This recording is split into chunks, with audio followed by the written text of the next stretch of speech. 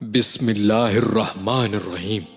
لاکھوں کروڑوں درود و سلام نبی کریم صلی اللہ علیہ وسلم اور ان کی آل پر۔ السلام علیکم ناظرین۔ عتبہ بن ابی کی لڑکی ام ابان سے حضرت عمر رضی اللہ عنہ نے نکاح کا پیغام بھیجا تو انکار کر دیا۔ پھر حضرت علی رضی اللہ عنہ نے پیغام بھیجا تو انکار کر دیا۔ پھر حضرت زبیر رضی اللہ عنہ نے پیغام دیا تو انکار کر دیا۔ حضرت طلحہ رضی اللہ عنہ نے پیغام دیا تو اسے قبول کر لیا۔ جب نکاح ہو رہا تھا تو حضرت علی رضی اللہ عنہ نے پردے سے اس عورت سے کہا کہ امیر المومنین حضور صلی اللہ علیہ وسلم کے رشتہ داروں سے تو نکاح کرنے سے انکار کر دیا، طلحہ رضی اللہ عنہ سے کر لیا۔ جواب ملا جیسے خدا کی مرضی۔ خیر، طلحہ رضی اللہ عنہ بھی ہم سے اچھا ہے۔ بعد میں اس نے عورتوں میں بتایا کہ عمر رضی اللہ عنہ کے ساتھ زندگی گزارنی بہت سخت ہوگی۔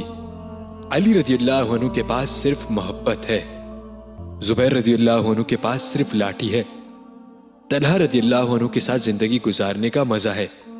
ہنستے ہوئے گھر میں آئیں گے، ہنستے ہوئے گھر سے نکلیں گے۔ حضرت طلحہ رضی اللہ عنہ اپنے حسن معاشرت کے باعث بیوی بچوں میں نہایت محبوب تھے۔